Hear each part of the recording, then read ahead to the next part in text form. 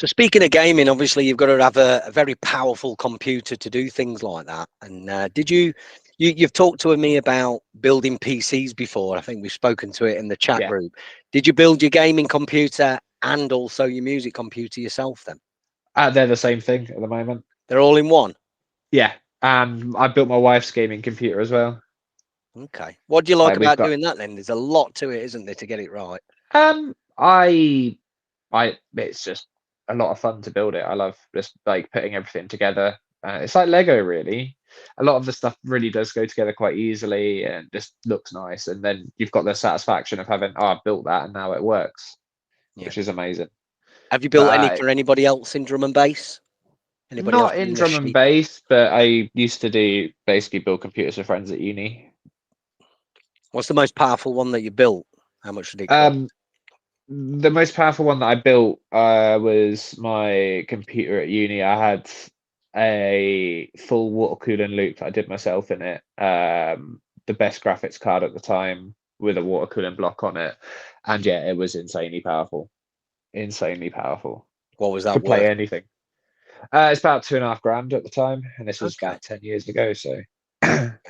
What's the top, like, in terms of building PCs then for gaming? Like, what's kind of the top spec that you could be paying out? Are you talking? Is that roughly going to always be around? I mean, at the minute, because the technology is improving all the time. You know, it's like, what's a 3 grand PC now?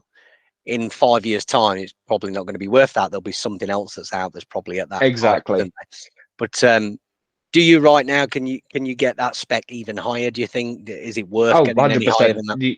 The computer I've got is absolutely perfect for what I need. It's about worth about 1,200 quid, but I think you can go silly money.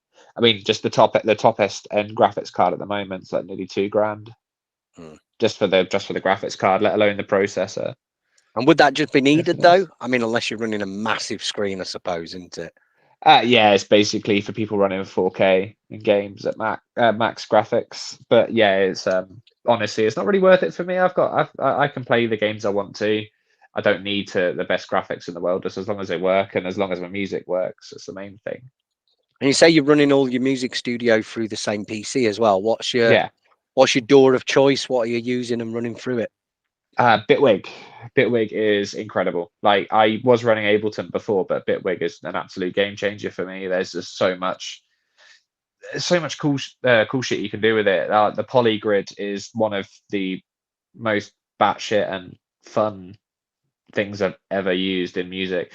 Basically, if you don't know what Bitwig polygrid is, it is a build your own instrument effects unit. Everything you can set up arpeggiators in it. You can route whatever you want through whatever you want, and it's ridiculous. Like I have made some really, really mental sounds using the polygrid, and I haven't even scratched the surface.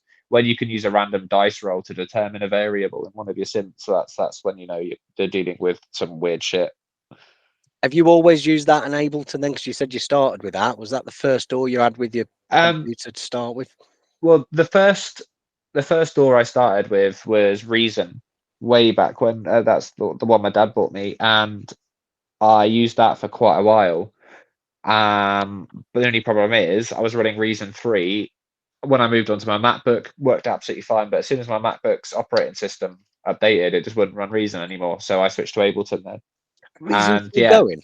Are they still yeah, going? Reason's still going. Yeah. Better than Volatile years. Cycle used it. Ah, right, okay.